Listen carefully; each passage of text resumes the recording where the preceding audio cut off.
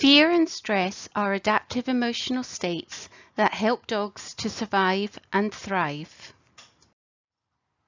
Some stress is necessary to keep dogs functioning, sharp, and alert. And in moderation, it will help them learn how to cope with their living conditions. Fear is protective. It is designed to help keep a dog alive. Fear is hardwired into your dog, causing your dog's brain and body to react to situations that are experienced as dangerous or life-threatening.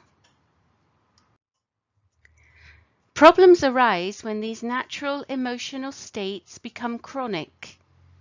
That means they continue for a long time, and your dog begins reacting to situations that are unlikely to be life-threatening. Like us, dogs have a limbic system, and it is key to survival, allowing the brain to bypass the rational, thoughtful areas. This path that begins from catching a movement out of the corner of their eye to barking, lunging, and running away is a super fast highway that allows for quick reactions. And most dogs have been bred to be superbly fast reactors.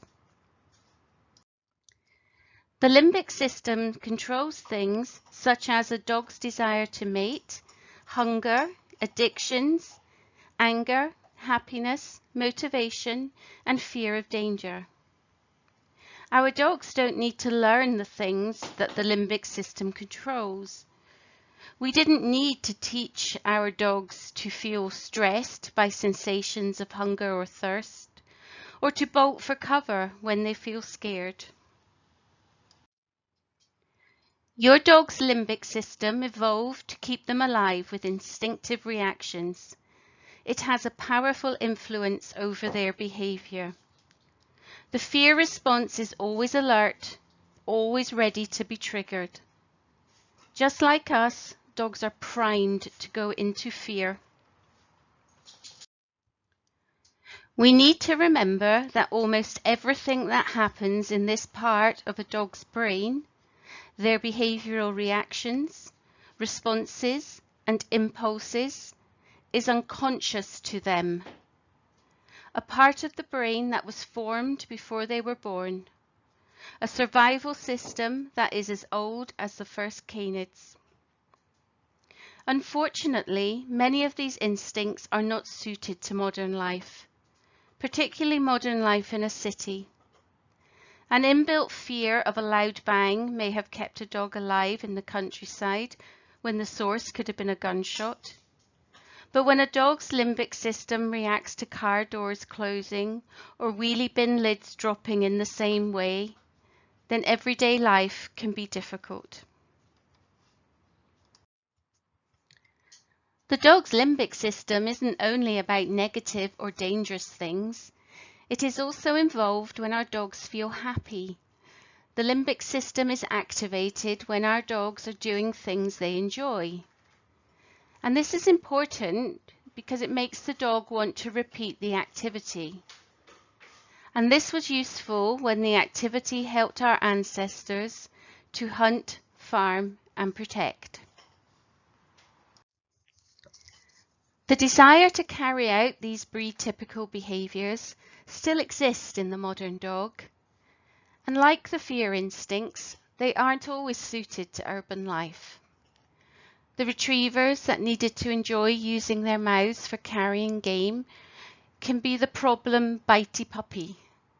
The border collie that needed to control movement for managing stock can be the problem traffic chaser. We need to be careful what breed-typical behaviours are being strengthened in young dogs and find safe alternatives that allow a dog to express their innate behaviours in a safe fashion. The limbic system comprises the thalamus, a sort of relay station directing incoming information to the appropriate part of the brain for further processing. The hypothalamus, together with the pituitary gland, constantly adjusting the body to keep it optimally adapted to the environment. The hippocampus, essential for laying down of long-term memory. And the amygdala, in front of the hippocampus, is the place where fear is registered and generated. When a threat is perceived as an external stressor, the hypothalamus responds by stimulating the body to produce hormones such as adrenaline and cortisol. Because we cannot have a conversation with dogs and rationally explain our world to them, it is important that we open our minds to what they may consider a stressor. For example, we know that the person outside the window is just there to clean the glass. But to the rescue dog who may have had limited exposure to men when young, he is a threat. Other threats that are often reported to me are people wearing hats, high visibility clothing, car headlights at night, heavy goods vehicles, motorbikes or buses, brooms, umbrellas, sticks, and balloons.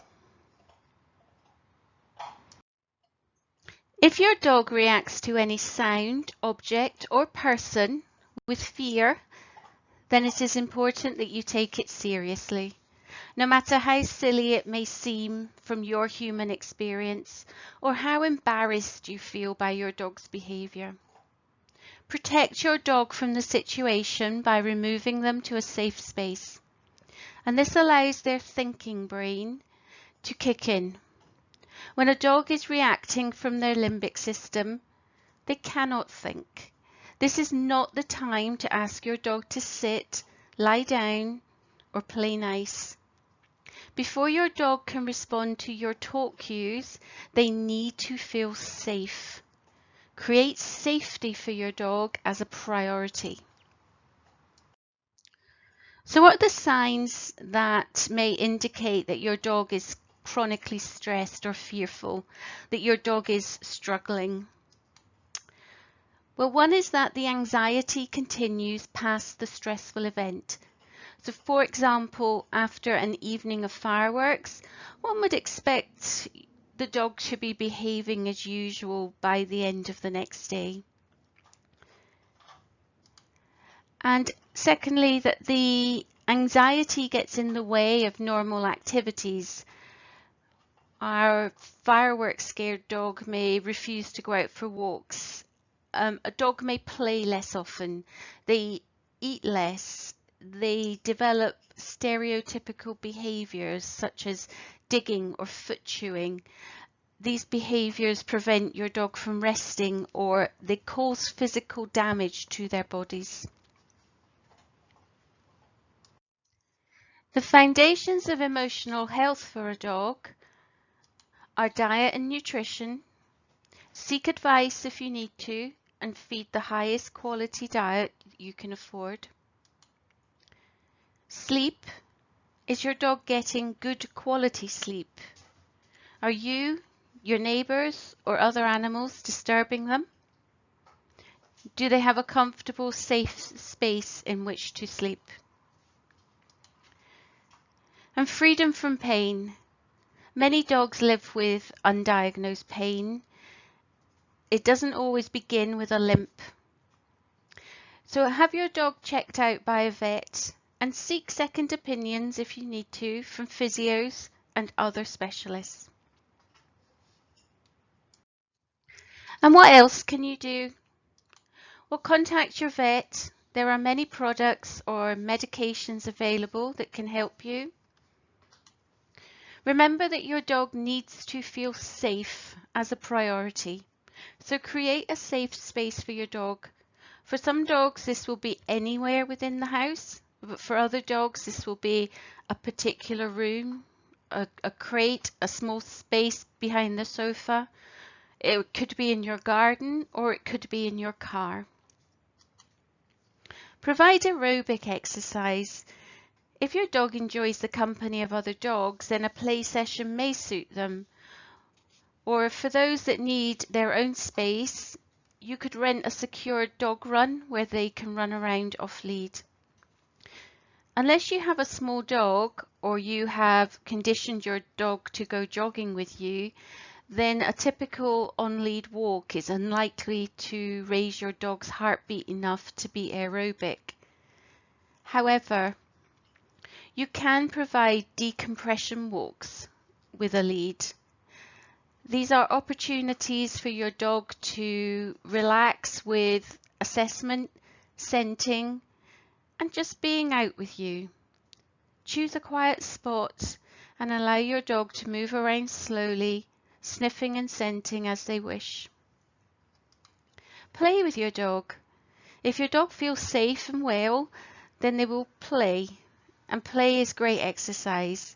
Play provides learning, and it's also something positive for your dog to focus on. Provide something to chew or lick. Both chewing and licking are normal dog behaviours. They are not the same, and some dogs will prefer one to the other. So give your dog opportunity to do both and find out if there is one that helps your dog settle and soothe themselves. Take part in a positive training activity. I have found agility and hoopers training to be helpful for some of my fearful dogs. They've also enjoyed scent work, and I've seen scent work be very effective with other fearful dogs. A really important thing to do is avoid comparison. Comparing your dogs to other dogs or yourself to other dog owners is rarely helpful in my experience. Every dog, every owner, and every living situation is unique. They are all different, and they should be treated as such. To sum up, I would ask you to trust your dog. If your dog is showing signs of fear or distress, take them seriously, remove them to a place of safety, use some of the techniques within this presentation, and seek professional help if you need it. Be patient. It can take time and an integrated approach to help dogs that are chronically fearful or stressed. Grab the small wins. Use a diary, video, or photographs to track your progress, because there will be some times you will feel that you have not made progress at all. But when you look back and see how far you come, that will give you the motivation to continue.